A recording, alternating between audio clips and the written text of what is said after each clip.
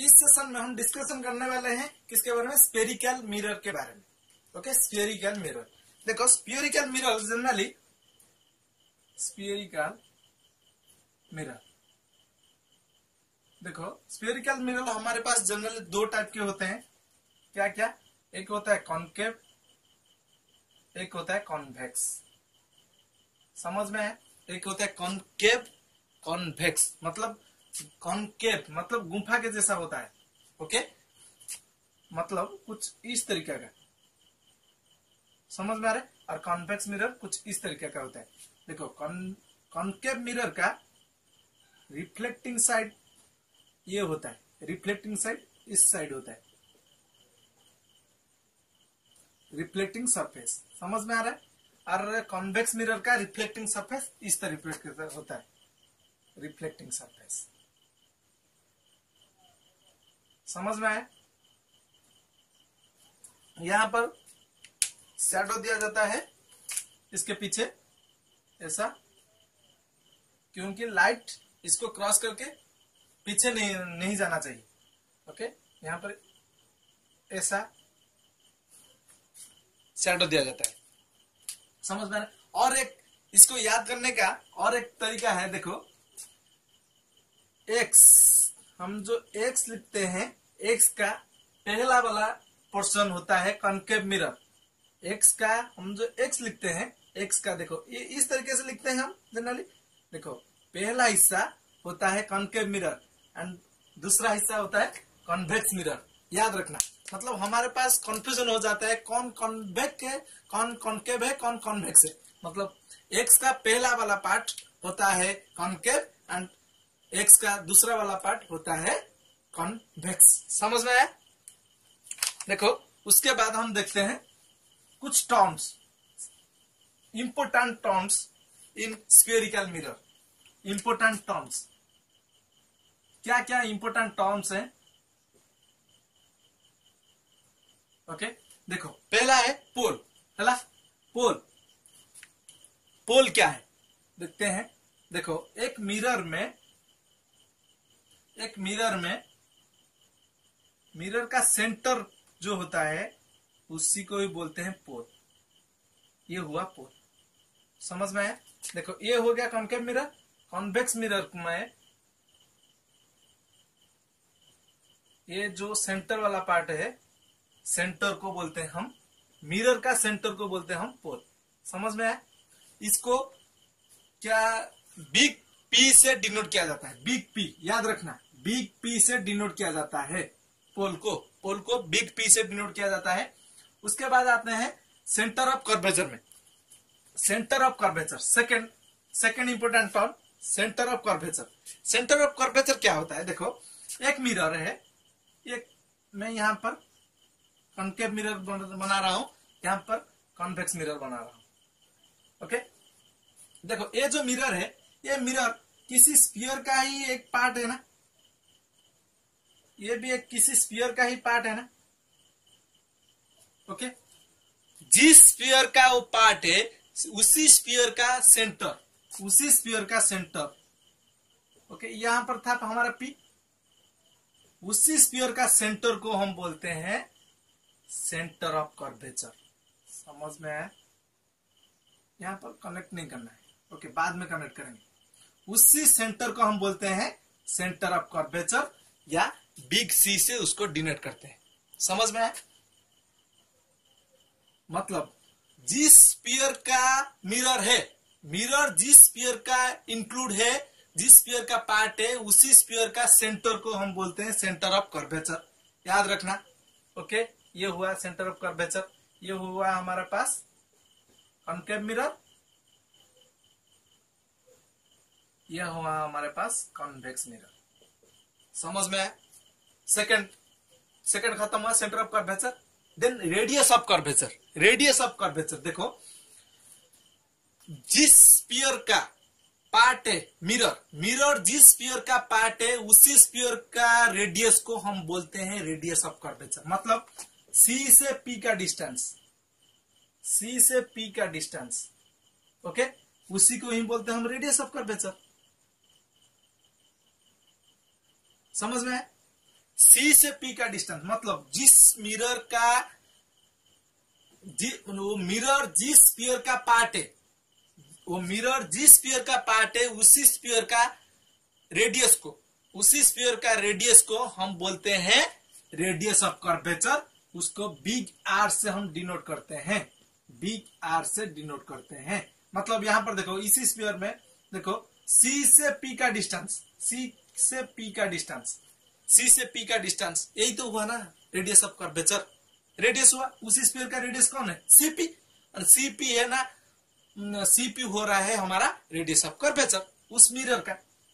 Okay, और एक point याद रखना है यहाँ पर, जो सेंटर ऑफ कर्वेचर में, सेंटर ऑफ कर्वेचर में, centre of curvature is not a part of that mirror. Okay, centre of curvature is not a part of that mirror. Okay, याद रखना। और देन प्रिंसिपल एक्सिस, एक principal axis क्या होता है? Principal axis is the line, it is A line which connect the center of curvature and pole. Okay, centre of curvature and pole को जो connect करता है वही होता है प्रिंसिपल एक्सिस। ओके, ये हो गया हमारा प्रिंसिपल एक्सिस, एक इमेजिनरी लाइन जो सेंटर एंड पोल को कनेक्ट करता है। ओके, कुछ इस तरीके, उसको बोलते हैं हम principal axis, principal axis. Okay, देखो उसके बाद principal focus. Principal focus actual क्या है देखते हैं, रुको मैं यहां पर इसको इरेज करता हूं, उसके बाद प्रिंसिपल फोकस के बारे में तुमको बोलना। देखो प्रिंसिपल फोकस क्या है, मैं एक मिरर ले रहा हूं, ये हो गया मेरा कॉन्केव मिरर। ओके, ये हो गया मेरा कॉन्वेक्स मिरर। ओके, यहां पर मैं के जो इमेजिनरी लाइन खींच रहा हूं जो सेंटर एंड पोल को कनेक्ट करके हुए जाएगा। ओके, ये हो गया मेरा centre. Okay, centre of curvature, ये हो गया मेरा सेंटर ऑफ कर्वेचर। ओके, देखो इस मिरर का सेंटर ऑफ कर्वेचर इस साइड में होगा, इस मिरर का सेंटर ऑफ कर्वेचर इस साइड में होगा। समझ में आया? देखो ये हो गया मेरा पोल, ये भी हो गया मेरा पोल। इस पॉइंट को देखो, जब हम पैरेलल लाइन का जो रे डालेंगे, लाइट डालेंगे इसके ऊपर, जब पैरेलल लाइन से हम इसके ऊपर इंसिडेंट करेंगे, ओके, इसके ऊपर भी इंसिडेंट करेंगे। ओके, ये जब रिफ्लेक्शन होगा, जब रिफ्लेक्शन होने से जो प्रिंसिपल एक्सिस में, एक्सिस के ऊपर, प्रिंसिपल एक्सिस के ऊपर जिस पॉइंट से वो कनेक्ट होंगे, जिस पॉइंट में वो कनेक्ट होंगे दो रिफ्लेक्टेड लाइंस, प्रिंसिपल एक्सिस के ऊपर होना चाहिए। ओके, जो लाइन उसी को हम बोलते हैं फोकस। ओके, प्रिंसिपल फोकस या फोकस। ओके, उसी पॉइंट को हम बोलते हैं फोकस। यहां पर देखो वो हो गया था कॉन्केव मिरर में। कॉन्वेक्स मिरर में कहां पर प्रेजेंट होगा? देखो कॉन्वेक्स मिरर में ये इंसिडेंट हुआ तो कुछ इस तरीके का रिफ्लेक्शन होगा, एंड कुछ यहां पर रिफ्लेक्शन होगा तो कुछ इस तरीके का रिफ्लेक्शन होगा। समझ में? देखो इसको पीछे से कनेक्ट करो। ओके, जिस पॉइंट में वो प्रिंसिपल एक्सिस में, एक्सिस के ऊपर वो मीट करेंगे उसी को हम बोलते हैं फोकस। समझ में आया? अभी समझ में आया? उसको हम बी गैप से डिनोट करते हैं। ओके, बी गैप से हम डिनोट करते हैं प्रिंसिपल फोकस को। और उसके बाद आता है focal length. Focal length actual क्या है ना, देखो यहां पर सेंटर ऑफ कर्वेचर को थोड़ा यहां पर इधर ले लो, यहां से हटा के सेंटर ऑफ कर्वेचर को यहां पर डालो।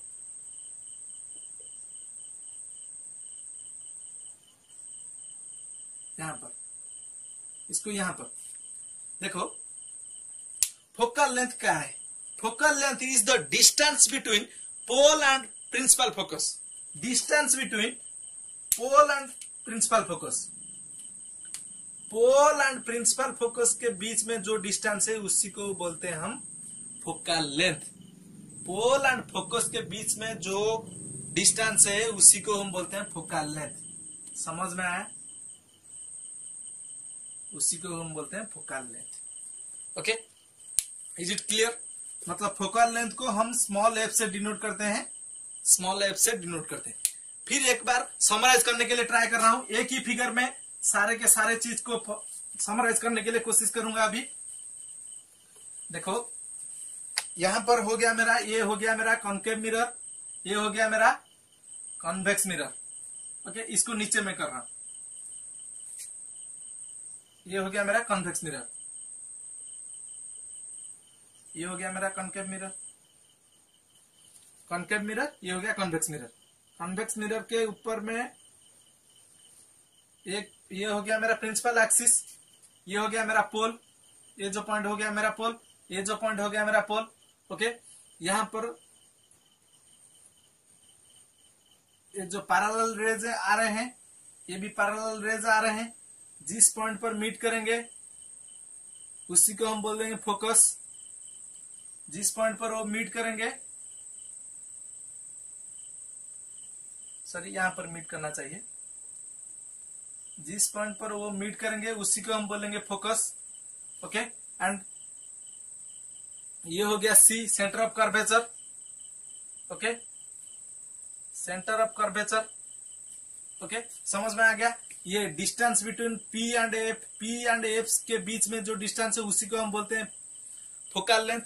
पी एंड एफ के बीच में जो लेंथ है उसी को हम बोलते हैं focal length. And C and P के लेंथ, सी एंड पी का लेंथ को हम बोलते हैं generally R, radius of curvature. यहां पर जो सी एंड पी का लेंथ को हम बोलते हैं generally R, radius of curvature.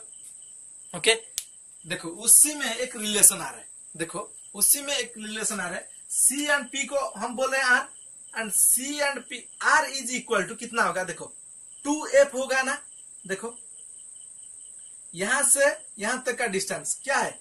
Focal length है। यहां से यहां तक का डिस्टेंस होगा सेम, मतलब r is equal to 2f, r is equal to 2f। समझ में आया? ये वाला रिलेशन को याद रखना, वहां पर प्रॉब्लम आता है इसको लेकर। मतलब देखो, radius of curvature, radius of curvature is equal to